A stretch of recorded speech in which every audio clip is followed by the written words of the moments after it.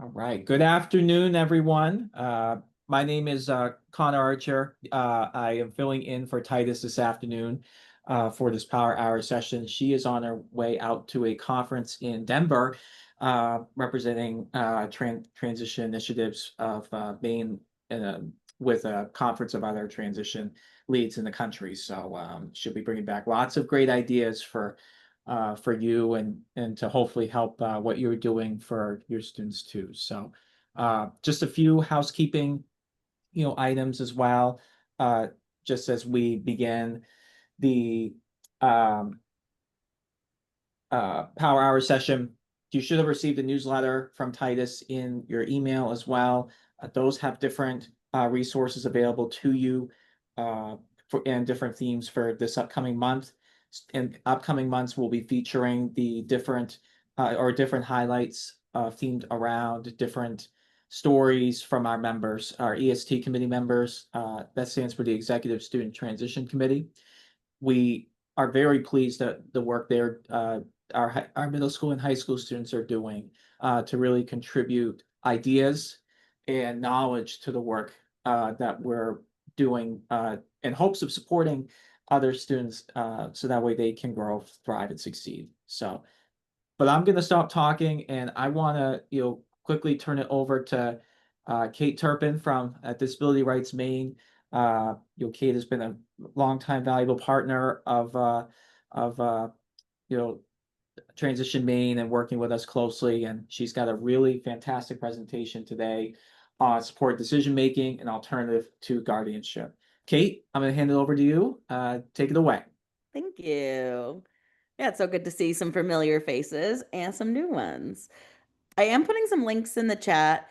It just is the supported decision-making agreement that Disability Rights Maine put together that I'm referencing throughout the presentation, and then some additional like alternatives to guardianship information. So feel free to throw questions in the chat or raise your hand. I don't mind being interrupted as I go. So yeah, I'm gonna share my screen. So this is my session, supported decision making. One, alternative to guardianship. Well, there are multiple. This is the one we're talking about today. My name is Kate Turpin. My pronouns are they, them. I've been the Youth Self Advocacy Project Director since January of last year, which is very exciting. I'm a former guidance counselor specializing in diversity, equity, and inclusion. Just to give you some background, so I really believe in student-centered approaches and creating holistic plans. And I'm currently implementing lessons with students about guardianship, supported decision making, and student led IEPs. If you want to reach out to me to hear about like maybe coming in to teach your students or partnering with your teachers, my email is in the bottom, kturpin@drme.org. So before I even talked, a practice of mine is putting advocates first. I think that should be what we all do. So I want to share part of a video about supported decision making from some folks in Maine who are using supported decision making. And tell me if my sound is not sharing, but it should be. Supported decision making is a good option. Well, it's an informal system where you can ask friends or family of your choosing for advice when you need it. So if I screwed up, if I made a mistake, I need to own it myself. So knowing that I wanted guardianship, that was a big thing where I knew I had their support. I knew I had family to rely on. A person has a sort of team of supporters around them. That could be family, that could be friends, that could be service providers, doctors, anybody that's in that person's life that they choose to help support them in making decisions about their own life. It's not something that goes through a court. It's not something that has to be approved by anyone. It's a concept that we all kind of use in our lives all the time. There are legal things that you can put into place that are less restrictive than guardianship. One is called a power of attorney. That's a document that someone signs that can share decision-making ability with another person. But if I want to give someone that I know and trust a spouse, for instance, the ability to speak with my doctor or know some things about my medical situation, I can sign a release with my doctor that will allow someone that I trust to be able to access that information. When you're restricting people's rights like guardianship does, the system should have checks and balances to check and make sure that that's still something that needs to happen. I know that Cindy's very passionate about that topic and how supported decision making was the right fit for her. And when she learned about that model, it changed everything for her. And so she's the self-advocate that's really leading to make sure that that guardianship reform happens. It's been going quite well. There ain't much difference. You can still gain support from family in your community and still make decisions for yourself.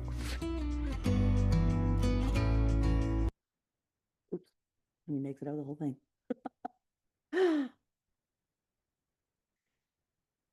So like Cindy and the other advocate said, supported decision making is really nothing new. And it's something that I think every person does intrinsically.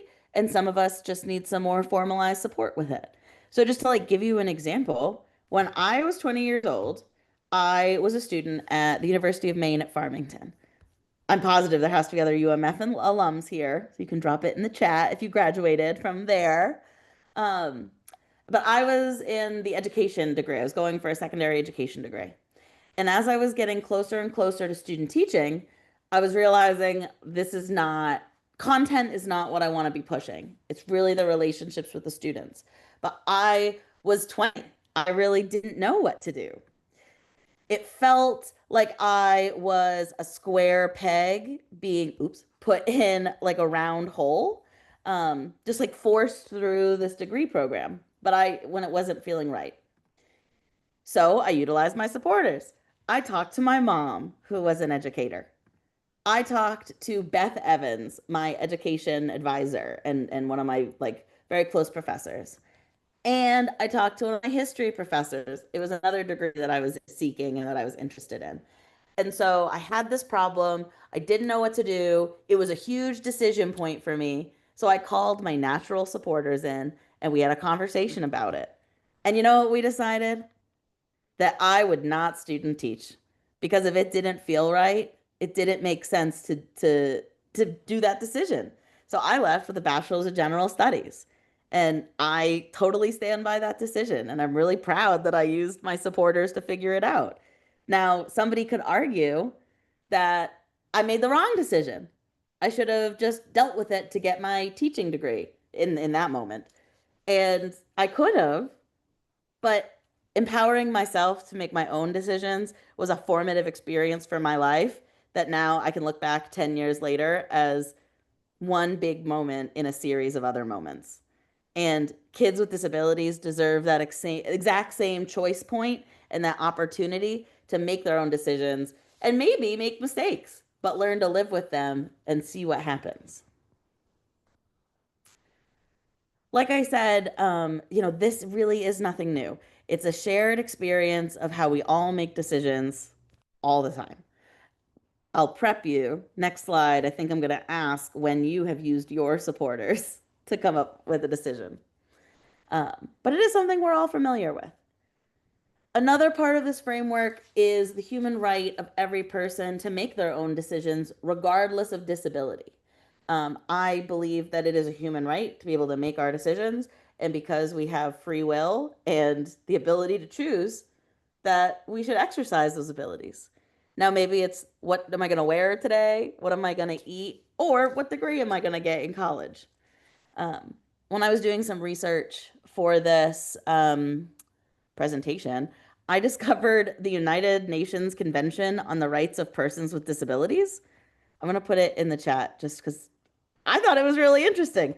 And it posited that folks, regardless of ability, should be equally recognized, which just really resonates with me because when we think about decision-making power and who can make decisions, be it in a family or even in a school, we're talking about power. And when we're giving decision-making power to people with disabilities, it's an action that shows that equal recognition. Can I get a thumbs up if I'm making sense? This is the first time I've kind of said these words out loud, so I just want to make sure that I'm like accurate here and making sense. Cool, I see Connor. Okay. The last part of this framework is the self-advocacy movement. So I know you all went through history lessons in college, and we know about institutionalization and how that really opened up opportunities for exploitation and dehumanizing treatment.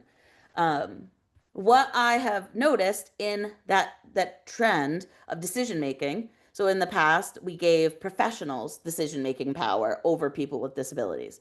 That, the families might not have known best, but the doctors and the churches, they definitely knew best. And then as Willowbrook came out and other stories, that decision making power moved to the families and to guardians. But then as we moved into the 70s and we're looking at the Capitol crawl and we're looking at the 504 protests, that people with disabilities themselves were reaching for that decision making power. And the People First movement really helped show, like, hey, we are people and we deserve humane treatment. And part of that is exercising our ability to decide and choose.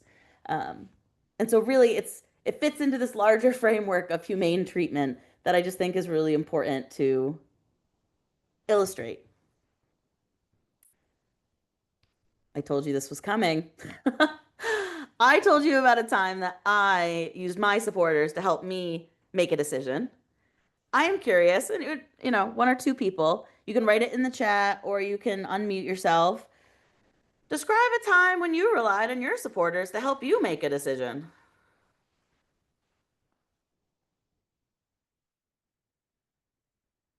Um, I I'll go if Yeah, please. everyone's okay with it. All right. So even recently, so I'm still like an undergraduate in college and stuff. So I'm still trying to like get that degree, but like there's been a lot of questions that have popped up for me along the way. And one of my big people, like one of my biggest supporters, I would say is probably my advisor. Mhm. Is one of them, and then I have a another teacher at school. I'm an ed tech at a school, and one of the teachers there is great, and she's helped me with a lot of my decisions of what directions I want to go and stuff. That's great. Thank you. Thank you. Anyone else want to share?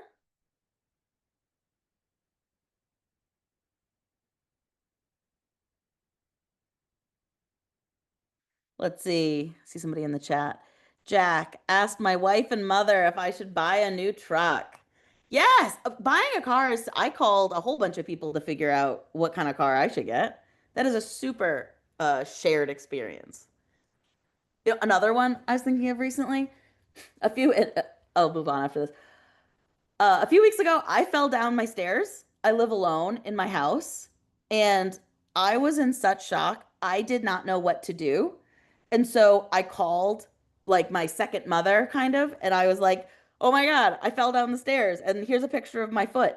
What do I do? Which I think is an experience that any parent could relate to as their kid living on their own and falling down the stairs and getting hurt.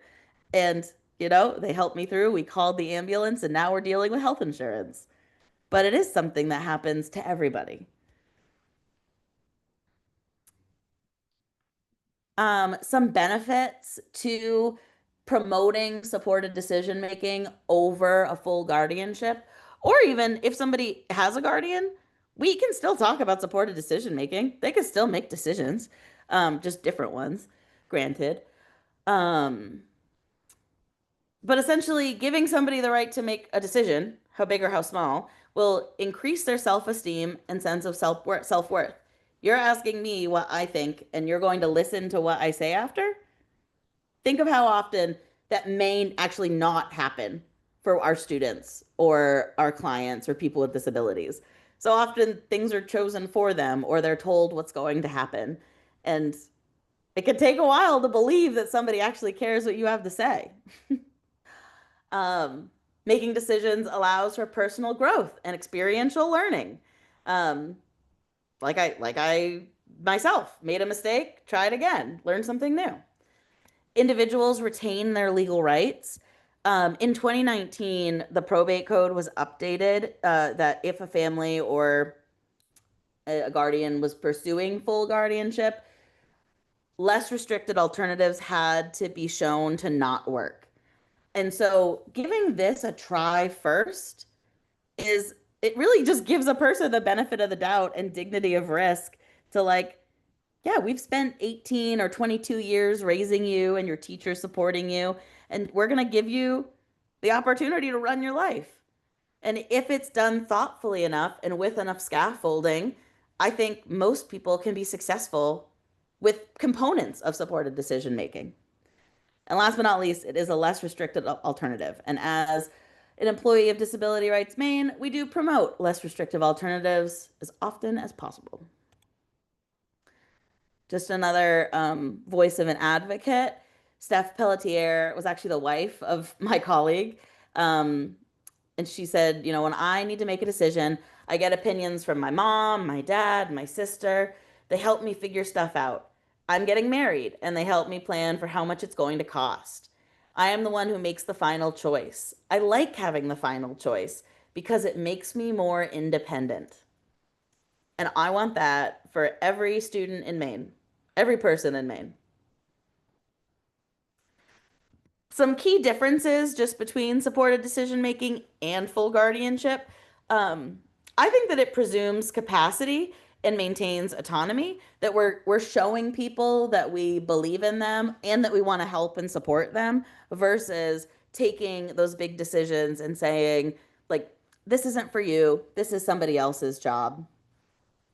It allows for individualized supports and accommodations. You're going to see in a few slides the range of accommodations when we consider technology, especially AI. I think there's a lot of potentials in supporting independent living and just independence in general when we think about how folks can use artificial intelligence.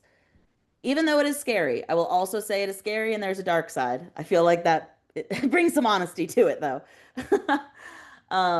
Supported decision making also acknowledges other practical options like medical or financial power of attorney, signing releases. So it has, I guess, a little bit more flexibility depending on the person, where supported or full guardianship kind of strikes me as one size fits all, that, you know, you're giving your decision making power, if it's full, away. Where supported decision making, we can puzzle this together and piecemeal it. You may have a rep payee, but you know what? You're going to make your community living choices. Less restrictive alternatives matter a lot. Disability Rights Maine actually just released a survey on guardianship cases that are being awarded or that are going in the favor of the guardian. And Maine sees incredibly high rates of full guardianship, making the push for less restrictive options incredibly crucial. We're starting a new study to see how many guardianships are being terminated in relation to how many are being approved every year. So it is something that we're really trying to get to the bottom of. Less restrictive alternatives, I think, minimize opportunities for exploitation just because they have intrinsically so many supporters involved, that when we have more eyes on a person or on a situation, that it can be easier to be alerted to maladaptive practices or things we don't want. Just for human sake, I think it's important to give people the benefit of the doubt and to give them a try. Giving people supported decision-making power, I think, is respectful. Moving into who's involved in the plan, really, the decision maker is at the core, and it's whoever else they want to be involved. They could choose certain people are involved in certain kinds of choices. For example, I'm not going to call my financial guy when I have a healthcare choice, right? Those choices are independent. Now, if I have to pay a bill, then my financial guy can get involved. But so it's up to the team and the person, the individual, to decide who actually needs to get called in on this decision and who needs to support at what points. Something I've been exploring around goal setting. What is identifying what is important to a person and what is important for a person. For example, taking care of my health is not important to me, genuinely. I'm not a person who exercises or who looks to eat healthy, but it is important for me. And so we can find areas to compromise to create holistic goals to like show that respectful give and take when it comes to professional relationships. Because when we're talking about supporting somebody's life, we're talking about professional relationships. The thing that I really like about our agreement, something I will say is if you look online, many different organizations have their own versions of supported decision-making agreements. Ours has this very explicit section where it lists who the supporter is. So like for me, I'll say Karen Turpin, my mom. Then I can go through with my team and I can decide what help I actually want her to do. So like in my experience, my mom communicated things much differently than I did. So I wouldn't want her speaking for me to people, but she was really creative and she was an out of the box thinker. And so identifying possibilities and alternatives would have been her strong suit. And so what I like about this is we're playing to the supporter's strengths and we're playing to the decision maker's strengths and talking about their relationship. We're also modeling pro-social boundaries and saying, I want your help, but only this much or only in these ways, which is, I think, modeling some really healthy relationship skill for somebody's entire life. In the same breath that a person can decide who they want to help and how, they can decide who they do not want to help or how.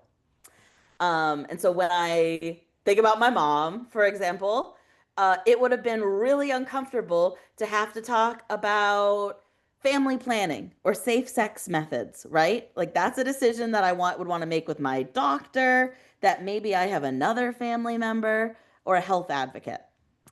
And so it gives people the agency to say, I love you and I respect you, but I do not need help in this decision from you.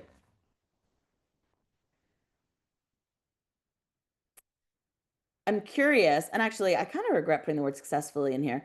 What skills does a person need to practice, or what skills does a person need practice with to use supported decision making?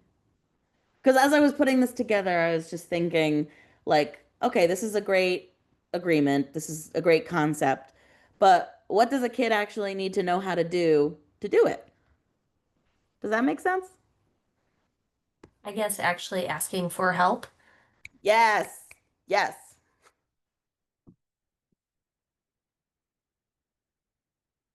Anything else? Weighing options. Yeah, like how to make a pro and cons list. Is something a pro? Is it a con? Identifying where they're having the confusion with. Mm-hmm. Where they're getting stuck. Right. One that I put, how to respectfully disagree. Because I think so often, if a kid and an adult disagree, the messaging that I have seen has been, well, I'm the adult and this is the way it's going to go.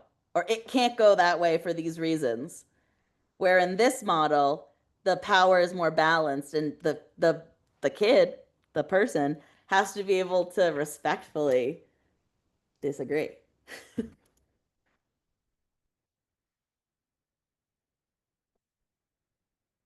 Any other thoughts?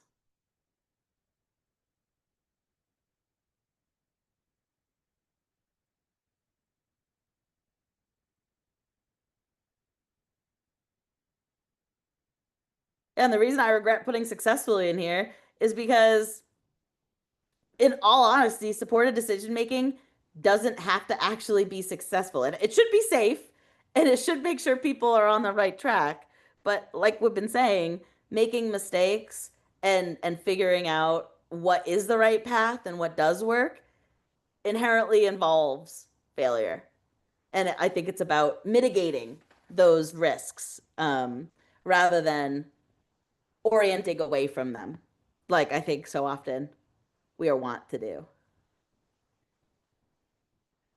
So, the what? What does this plan help with? Actually, you know what I want to do? Are you following me as I go to this DRM webpage? Yes? We are, yep. Great. Sorry. Close your eyes if you don't want vertigo.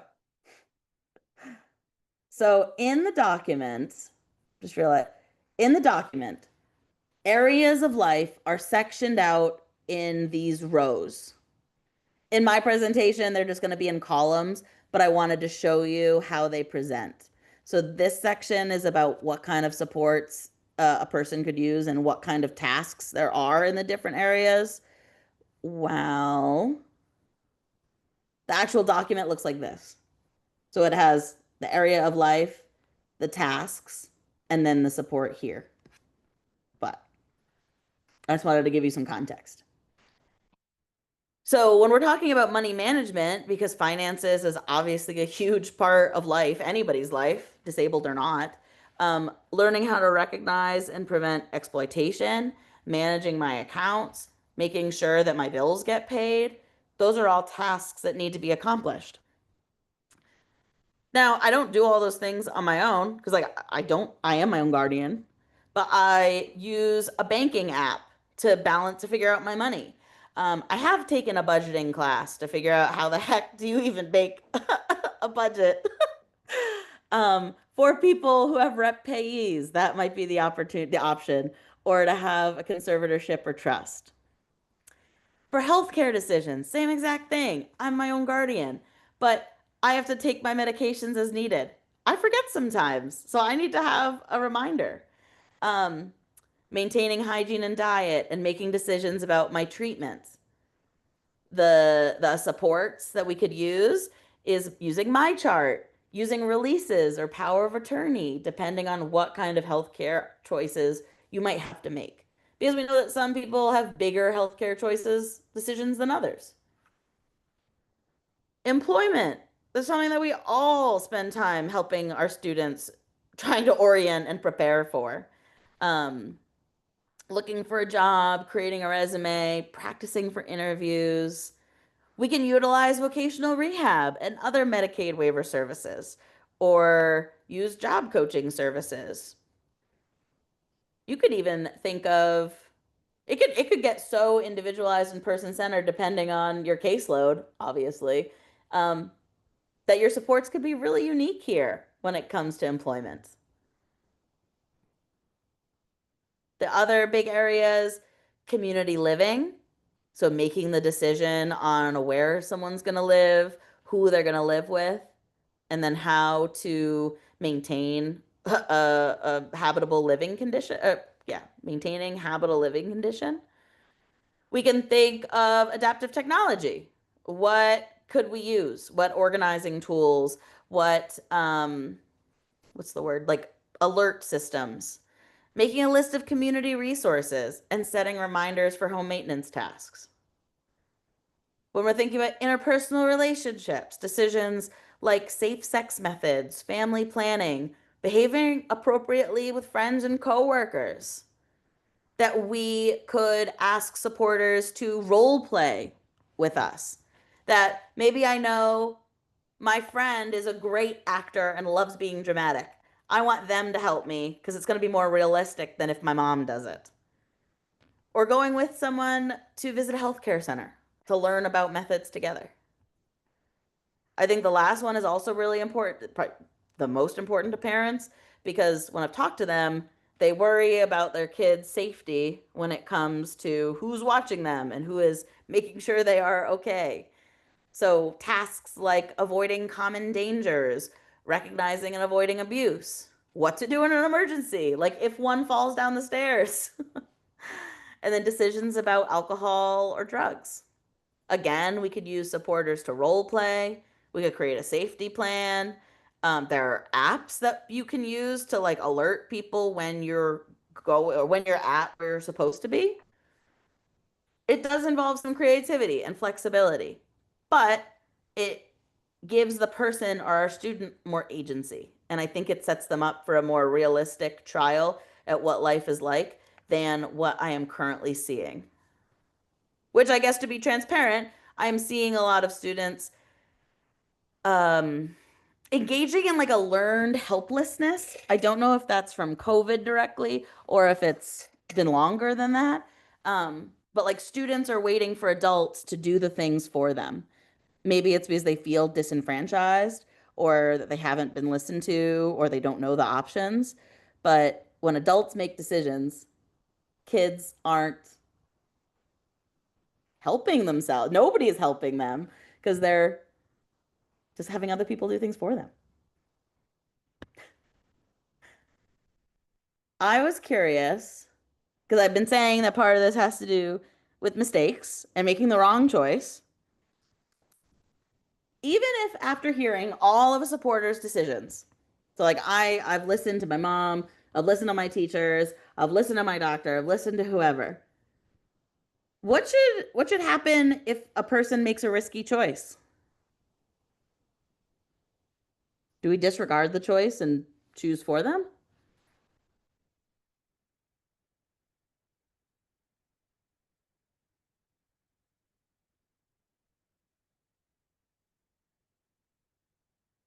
Ooh, we teach. I like that growth mindset.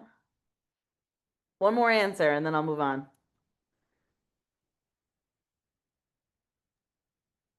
I was gonna say offer guidance, but teach, I think, kind of covered that. Yeah.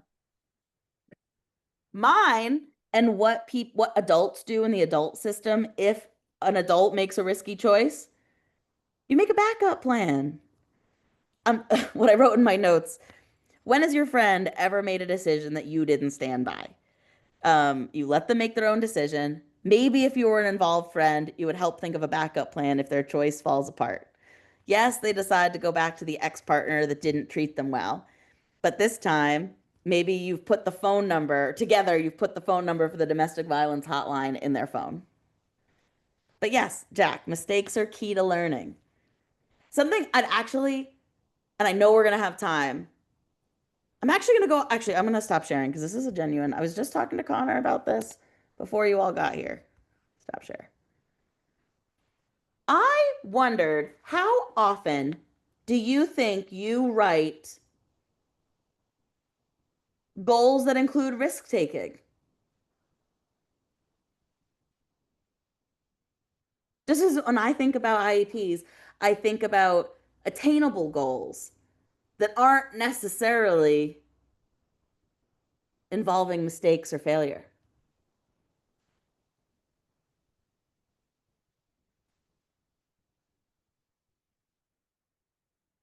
Craig, I appreciate you thinking. I see your thinking face. I see mistakes are key to learning. Thanks, Jack, for mentioning that. That's absolutely.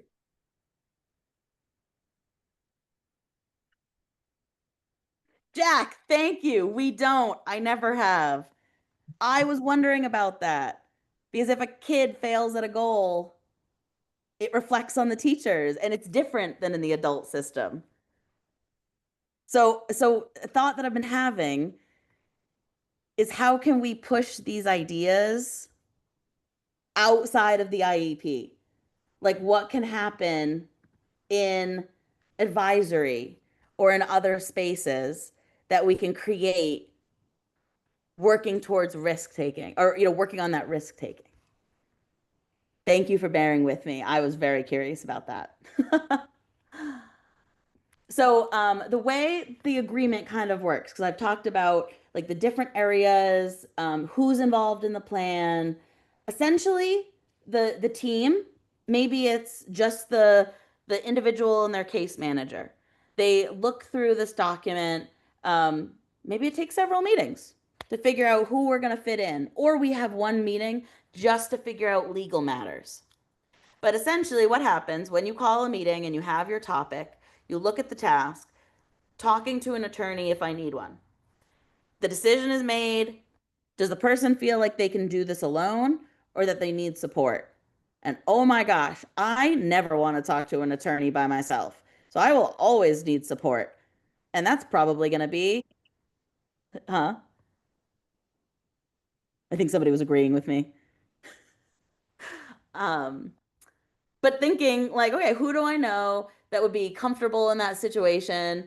Does my family have a lawyer? I don't know. Maybe I have a cousin in law school. But you can decide what that support is going to look like if a person ever has to speak to an attorney.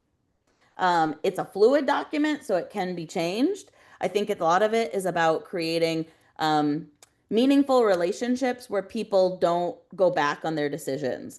Because if they feel that they're going to be held accountable and that the team is there for the long run, then I think people have more stick-to-itiveness with their decisions.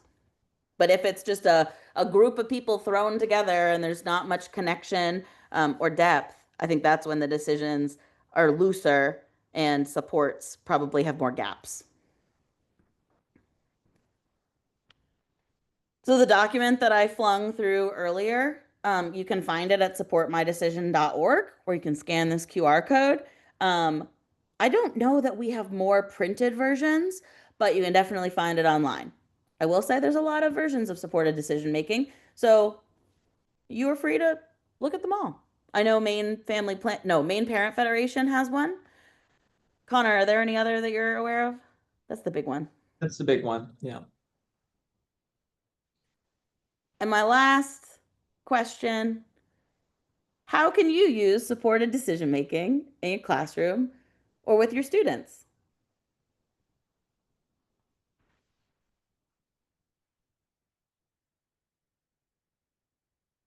Do I have anything after this?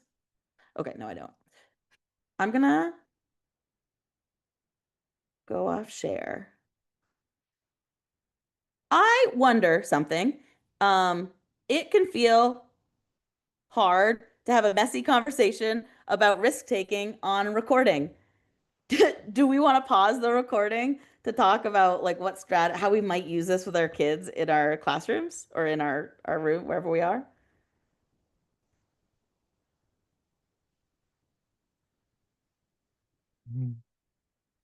I don't mind being recorded. It's fine. Cool. It's up to, I mean, I'll leave it up to everybody else, but I personally don't mind. Okay, appreciate it.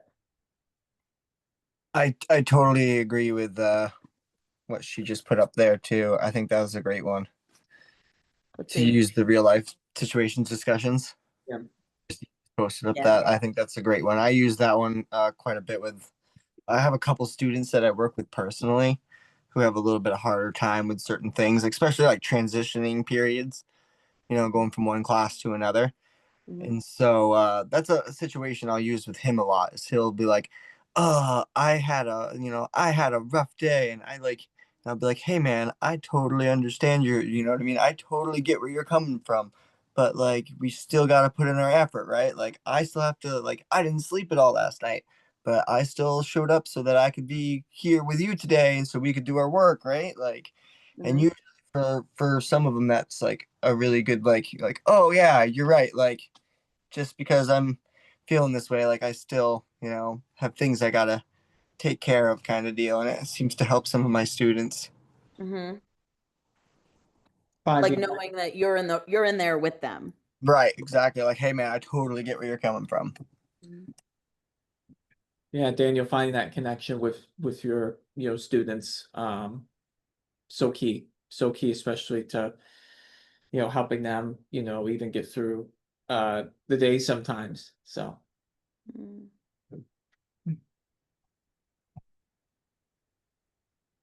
So my counselor hat is like, what's hard about the hallways? What would you change about them if you could? Is it that they're crowded, that they're loud? And maybe we could use headphones if it's too loud, or we leave class 2 minutes early, or have permission to arrive a minute late. Let's see, Jack wrote, I think parents are often too close to the situation, so choosing a trusted sibling or uncle would be better.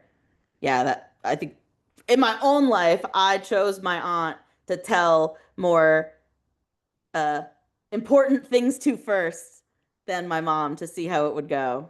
Yeah. As a transition specialist, the student's voice is the most influential. Yes, especially their decisions. And sometimes, too, just having that, not necessarily someone immediately jumping in to make the decision, but just someone there to listen, and be that, have those, observing eyes on you as well, because it can be very intimidating if you have a parent who immediately wants to jump in and say, "Oh, we'll fix that," "Oh, this we'll make this decision," and that can be very uh not as empowering for a student, especially as they're trying to figure out their own way to succeeding in school and even beyond. So, I definitely agree there with that uncle perspective, even the trusted sibling, um, just that trusted person that can kind of have a little bit of just objective, a little bit of a different perspective, which I think is important. Actually, I think supported decision making, if implemented with teenagers, could actually be really appealing because as a guidance counselor, I found students curious about my experience and like what I did in a situation to like they want to test to see like okay, well what's the limit of failure? And if you have a team of people that are sharing maybe perspectives that like that's going to help the student create a wider perspective of what my field of options are and what my trusted people have tried before. My interest in doing this presentation was like, I'm just seeing, and I think we all are, a gap in, it's that transition from youth to adult services that we have these dedicated professionals and staff that are supporting students, but it's moving into that real world application that is different in the adult system. And I think that if we pull in supported decision making into the K-12 sphere, it's going to create a bridge that is a very swift uh making this motion with my hands, like this very swift change, if that makes sense. And the more often that each side of these service providers can reach out, I think the better we're building success or at least positive outcomes because kids are not being thrown for loops and are not having to get used to new things because they're similar things.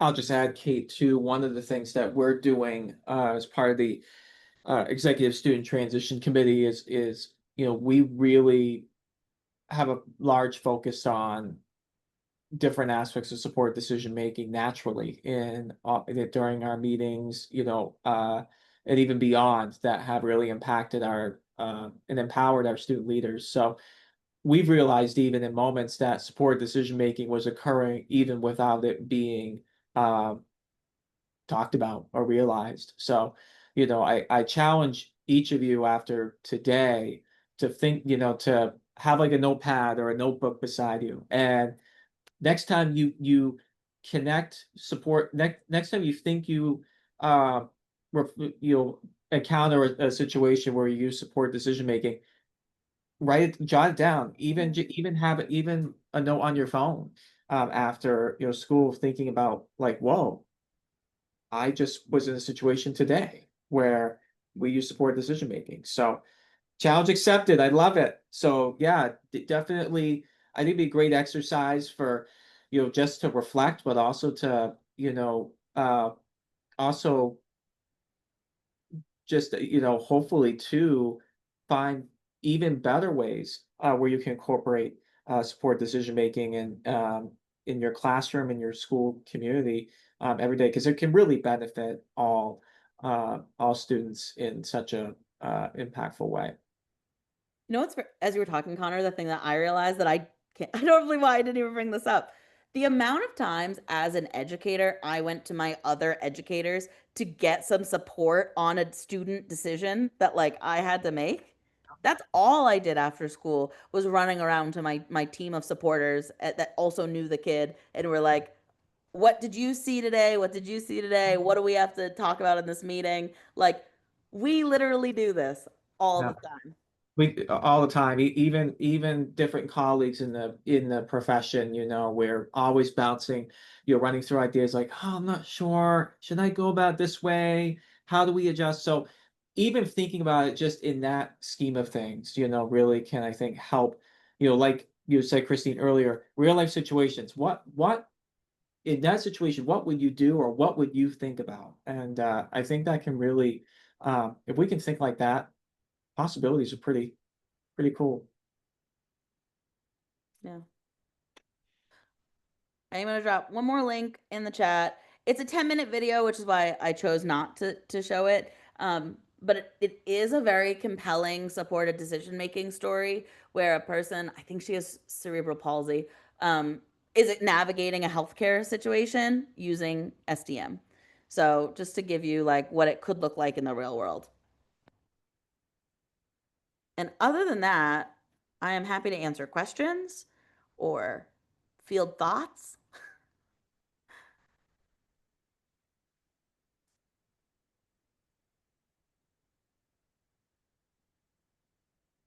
It could be a question about today's presentation or, also just to highlight, go back to our newsletter that was received earlier this month, or just earlier this week, last week. We have lots of great information. This month is National ADA Accessibility Awareness Month. So it's time to celebrate and revitalize our commitment to creating inclusive environments for all students as we welcome them into, or continue to welcome them into the school year.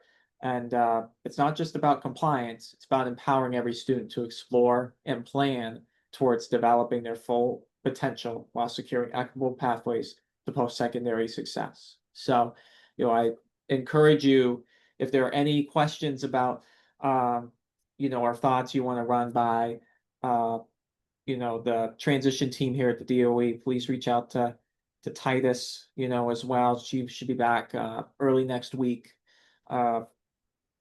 Upcoming Power Hour session on October 21st, around or talking about the resources at Maine Parent Federation. We got transition boosts as well. I see the congratulatory comments as well in the chat. So so kind there. There are transition boosts as well around assistive technology, brain injury, mentorship programs for blind, visually impaired students, and certified pre-apprenticeship programs. So I encourage you to look at those, and then just several reading suggestions, and then ways to update your transition toolkit, from supported decision making today to having MPS website as well. So, we definitely thank you, Daniel, for the kind words. Really appreciate it. We're passionate and committed to what we do to support you, and we hope that today was another tool in your toolkit you can use going forward. Any other thoughts for Kate before we wrap things up? My last thought for you, I am doing, I think, a few more SDM Power Hours. I will, if it is the same presentation, I have a deliverable for my grant. So if you've been to this one, you're welcome at other ones, but it will be the same content. Enjoy your, oh my gosh, what day is it? Tuesday. When you are done, done today, you'll be getting a survey at the end going to your internet browser. Please fill that out immediately if you can. This is so we can get you your certificate to count towards your CEU's contact hours. So go ahead, fill that out. Titus will then be able to get you certificate your way for attending today's Power Hour session. But go soak in some of the sunshine, please, in the warmth, because it will be gone, at least the warmth part. So this will be available online too after today, in a few weeks as well. But we'll stick around for a few minutes. But thanks everyone for attending, and we hope you have a great rest of your afternoon. Thank you.